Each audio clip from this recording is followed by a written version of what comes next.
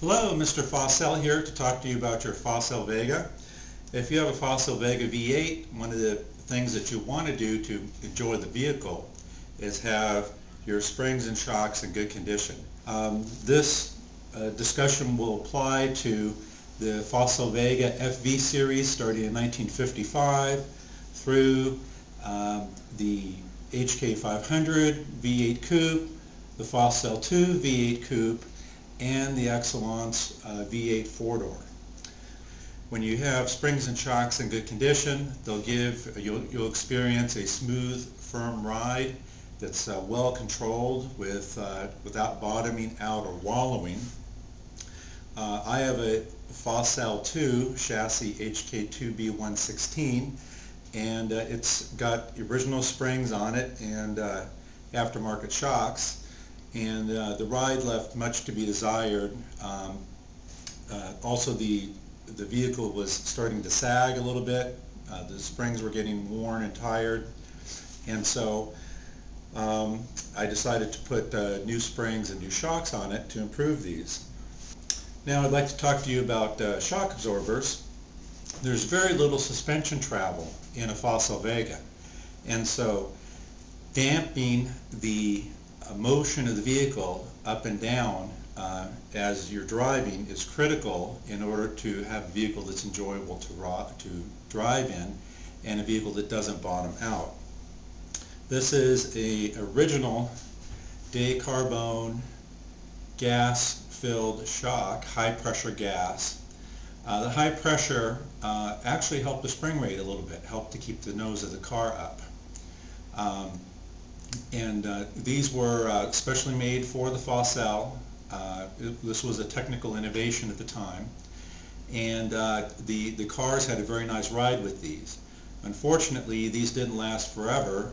In fact, after just a few short years, people were in need of replacement shocks, and the Day-Carbones were no longer available, at least in the United States. So what people did in the United States,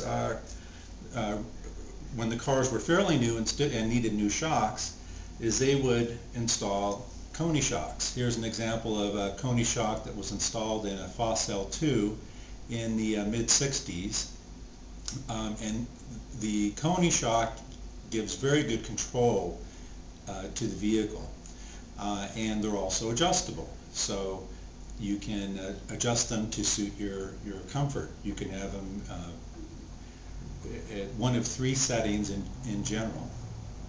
Now, this Coney shock was no longer available, well, probably for the last 10 years, if not longer. And so one of the shocks that did become available is the KYB shock. This KYB shock is a high-pressure shock like the original Day-Carbone. In fact, it's made to Day-Carbone patent. And this is an example of a KYB shock that would fit on the front of the FACEL V8s. The eyelet was a little bit larger, so if you put a little spacer in there, it would just fit on the bolt that secures the bottom of the shock. But these did not offer a lot of damping, so you would still get wallowing and bottoming out in the car with these. So it was basically a stopgap. Luckily for the FACEL driver, Coney shocks are again available.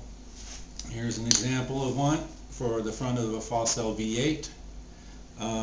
In fact, I'll hold up the original Coney and the new Coney, and you can see the new Coney is just a little bit larger, a little bit broader in diameter, so it might give even more damping control available.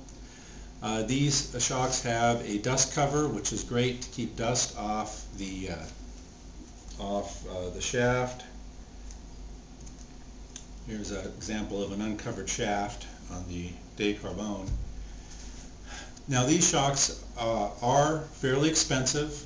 However, they give an excellent control and ride to the car, and until there is a another viable solution, this is the recommendation.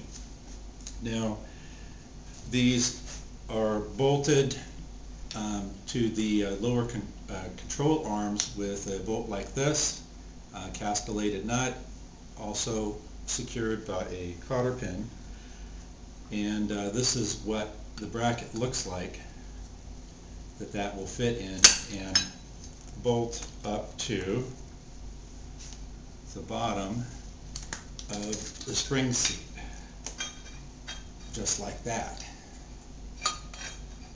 So I'm going to go ahead and paint these parts and install them on the car, and we'll have a little bit more, we'll get a view of what it looks like installing these on the car.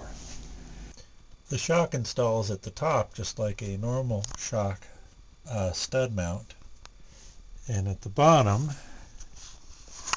this is what it looks like before we put the shock bracket on. Well, it was test fitting the shock, and the eyelet, the lower eyelet, was higher than the bracket by just about 8 millimeters or so.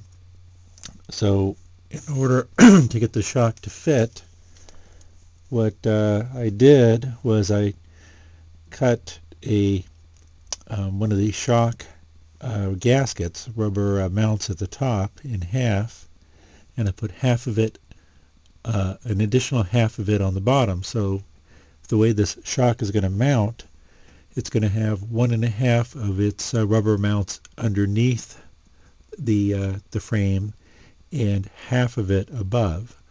Not the ideal situation, but I think it's the best that can be done with the situation, and so that's what we're going to do. Here we install the top rubber gasket. Again, it's about half the size in order to provide the drop needed for the lower eyelet to line up with the bracket and not be under stress at full extension of the suspension. Here we are installing the shock lower bracket.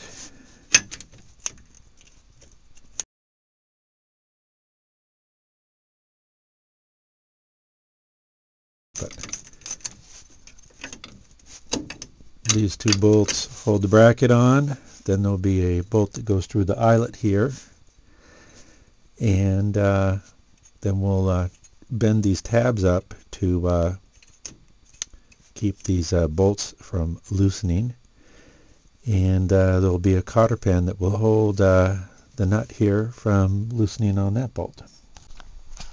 Here's the bolt that will go through the eyelet at the bottom, and it's an original bolt, wire wheeled up very nicely, and with a coat of WD-40 should not get corroded.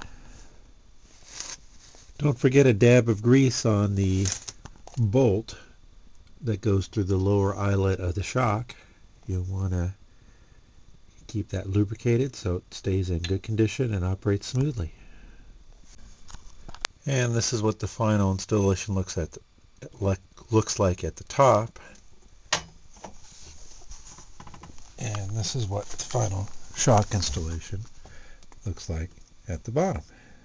If you have any questions about FACEL springs, FACEL shock absorbers, or anything else FACEL, please send us an email. Thanks a lot, and we'll see you next time.